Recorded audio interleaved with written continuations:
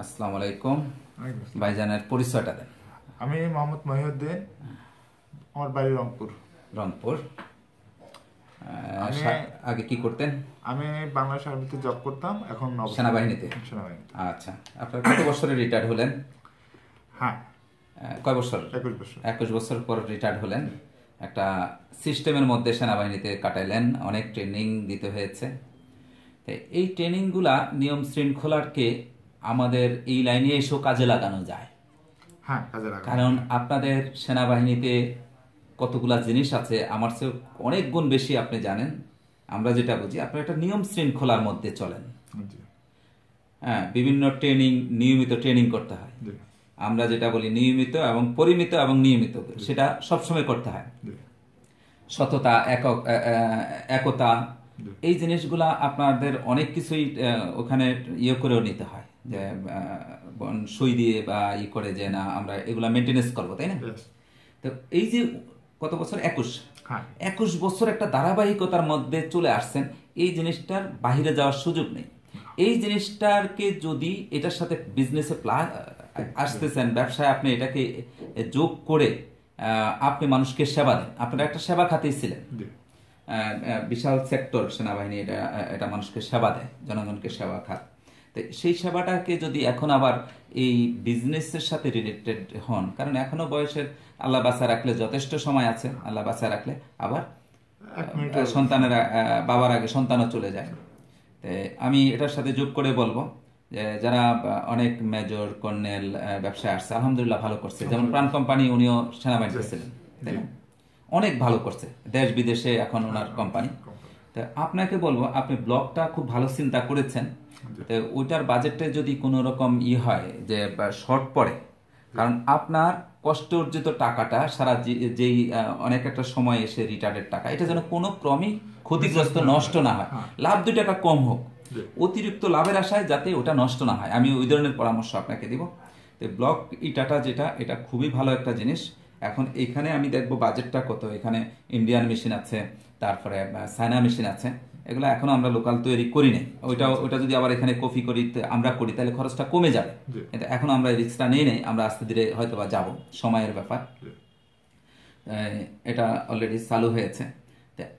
আপনাকে আমি এই ব্লক এটা প্লায়ার্সের মাঝামাঝি আরো কিছু রিস্ক মুক্ত আপনাকে আমি কিছু পরামর্শ দিতে পারি। ডিসিশন আপনার, কারণ অর্থ আপনার, টাকা পয়সা আপনার, ডিসিশন আপনার। আমি জাস্ট পরামর্শক হিসাবে আপনাকে পরামর্শ দিব, মেশিনারিজও আমরা দিব। একটা কথা মনে রাখবেন, কেউ হীরা ডায়মন্ডের বিজনেস করে লস দিয়ে টাকা পয়সা নষ্ট করে চলে গেছে, এরকম আছে। আবার কেউ ছাইয়ের ব্যবসা করে, কারণ ছাই দিয়ে দেখবেন যে হান্ডি পাতিল মাজা যায়, ওইটা বিক্রি করে অনেক দূর এগিয়ে গেছে। আমরা জানি সুফিয়া কেমিক্যাল, উনি অত্যন্ত ছোট থেকে এখন কয়েক কোটি টাকার মেশিনে ব্যবহার করে। একসময় উনি হয়তোবা লাখ টাকা দিয়ে শুরু করেন না। এরকম এরকম বহু কোম্পানি আছে। তো যেমন অটো মুড়ি আছে, অটো মুড়িটা বেকারি আছে, অটো মুড়ি আছে, চানাচুর আছে, এই লাইনটাও ভালো যদি আপনি করতে পারেন। আপনি চাচ্ছেন যে রংপুরে করবেন, আপনি আমাদের সাবেক প্রেসিডেন্ট এলাকার লোক, উনি অসুস্থ, আমরা দোয়া করি আল্লাহ ওনাকে সুস্থ করো।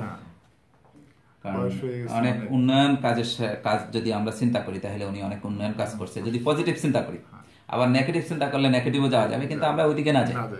অলওয়েজ আমরা পজিটিভ চিন্তা করা উচিত প্রত্যেকটা মানুষ, কারণ ভালো মন্দ নেওয়া মানুষ।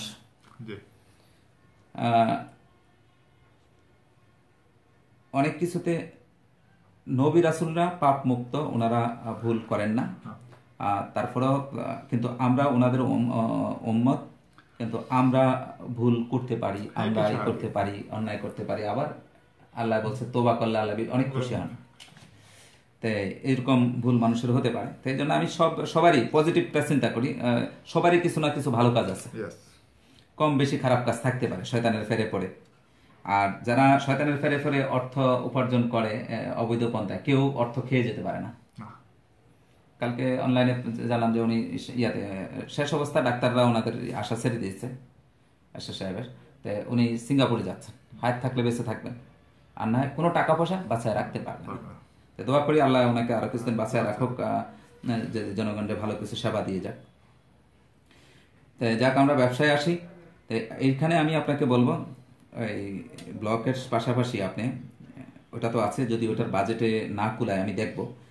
আপনি অটো মুড়ি, আপনি যে বাজেটটা আমাকে বলেছেন এটাতে অটো মুড়ি করা যাবে, বেকারি করা যাবে, চানাচুর করা যাবে। আমি টোটালি আমার এইখানে প্রথমে আমি যে জিনিসটা আপনার কাছে জানবো সেটা হলো অটো ব্রিক্স নিয়ে যে তো আমার প্রথম চিন্তা।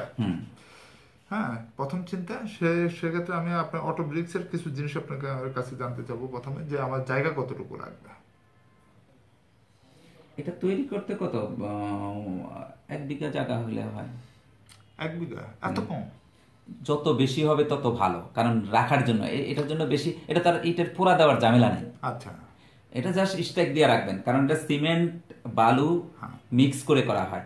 আবার আরেকটু যদি কোয়ালিটি করেন তাহলে ওই যে পাথরের কণা আছে না, পাথরের কণাটা মিক্স করে, এটা জাস্ট রেখে দিলে শুকায়, যত আস্তে আস্তে শুকাইতে থাকবে এটা হার্ড হতে থাকবে, আর এটা এমনি শুকায় যায়, বরং সেটা পানি দিতে হবে। যত পানি দিবে, হ্যাঁ যত পানি দিবেন জমতে যে সময়টা লাগে। জি। আচ্ছা, পার ডে প্রোডাকশন কত হতে পারে?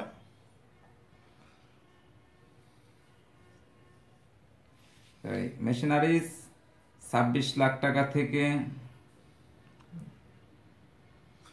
25 লাখ 50 হাজার। হ্যাঁ 25 লাখ, 25 লাখ 50 হাজার থেকে এটা 20 টাকাও আছে। মনে করেন যে আমরা এখানে 38 লাখ যেটা সম্পূর্ণ অটো যেটা, এটাই করলাম। এটার এবং ম্যানুয়াল না তো, এটা তো সেমি অটো না? হ্যাঁ সেমি অটো, এই দুটোর মধ্যে পার্থক্য অনেক। ওটা অনেক হাই কোয়ালিটি, কারণ মেশিনের উপরে কোয়ালিটি মেনটেন করে